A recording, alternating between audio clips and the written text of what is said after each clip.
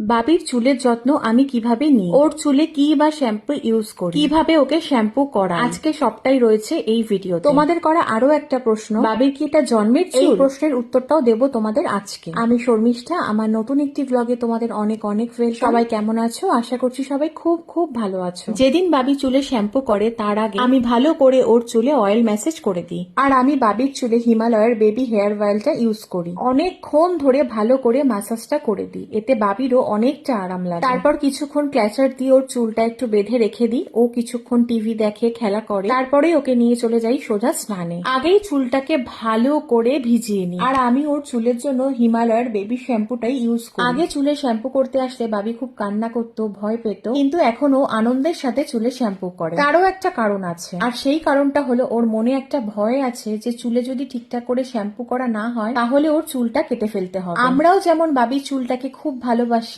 সেই সাথে সাথে বাবিও বাবির চুলকে খুব ভালোবাসে, হয়তো আমাদের থেকে বেশি। ওর চুলে শ্যাম্পু করাতে করতে চলো তোমাদের প্রশ্নের উত্তরটা দিয়ে ফেলি যে বাবির কি এটা জন্মের চুল? না গো, বাবির এটা জন্মের চুল নয়। আমাদের যেহেতু বাড়িতে নিয়ম আছে আতুর উঠলে পরেই বাচ্চার চুল ফেলে দিতে হয়, ও যেহেতু অনেকটাই ছোট ছিল তাই আমার বাবা সেটা একদমই অ্যালাউ করেনি, তাই আমরা সেটা করিও নি। ওর অন্নপ্রাশনের আগে ওকে একবার ন্যাড়া করিয়েছিলাম, আর তারপরেও আর একবার ন্যাড়া হয়েছে। আর আমি ওর চুলের জন্য সেরকম ভাবে কিছুই করি না, সবটাই তোমাদের সাথে শেয়ার করি। চুলটা শুকিয়ে গেলে ভালো করে একটু আশ্রয় নিলেই হয়ে যাবে। আজকের ব্লগটা এখানেই শেষ করছি, আবার দেখা হবে নতুন কোনো ব্লগে, নতুন কোনো গল্পে খুব তাড়াতাড়ি।